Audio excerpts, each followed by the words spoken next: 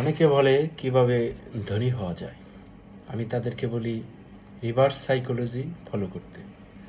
আসলে রিভার্স সাইকোলজিটা কি? আমরা যদি বলি সাদাকে কালো বলুন, কালোকে সাদা বলুন, ওইটাই রিভার্স সাইকোলজি। তো এই রিভার্স সাইকোলজির 6টি কনসেপ্ট আজকে আপনাদের সাথে আমি শেয়ার করব। নাম্বার 1, ফার্স্ট অফ অল আপনারা বেতনকে না বলুন। একটি কথা মনে রাখবেন, বেতন আপনাকে গরিব বানায়। কারণ বেতন দাস মন মানসিকতা তৈরি করে। বেতন কখনো মালিক হতে সাহায্য করে না। নাম্বার 2, আপনারা টাকা বানাতে যাবেন না, ব্যবসা বানান। একটি কথা মনে রাখবেন, টাকা কখনো ব্যবসা তৈরি করে না, ব্যবসা আপনার জন্য টাকা তৈরি করবে। নাম্বার 3, সেরা ব্যবসাটা আপনি ওই টাইমে করবেন যখন দেশের খারাপ অবস্থা থাকবে। কারণ খারাপ অবস্থায় বাজার নিম্নগামী হয়। সস্তায় লোক খাটিয়ে সেরা ব্যবসাটা তৈরি করে ফেলুন, আপনার টপ পজিশনে চলে যান। ঠিক ওই টাইমে আপনার প্রতিযোগী থাকে দুর্বল।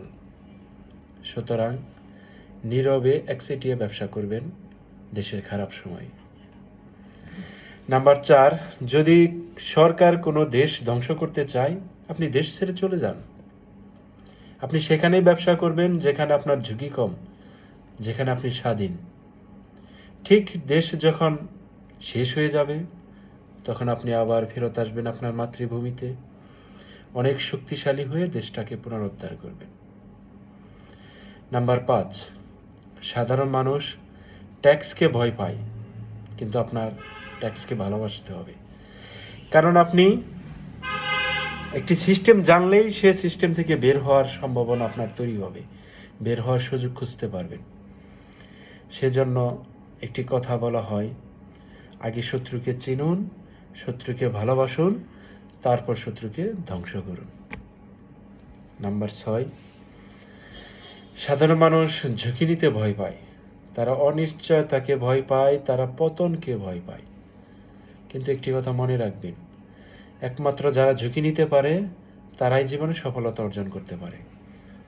তাই ঝুঁকি নিতে কখনো ভয় পাবেন না, ঝুঁকির দিকে তাকিয়ে হাসতে হাসতে এগিয়ে যাবেন। সো এভাবে যারা এই 6টি কনসেপ্ট মোটামুটিভাবে ফলো করতে পারবেন, আশা করি আপনাদের জীবন একটু হলেও পাল্টে যাবে ইনশাল্লাহ। ভালো থাকবেন, ধন্যবাদ আপনাদের।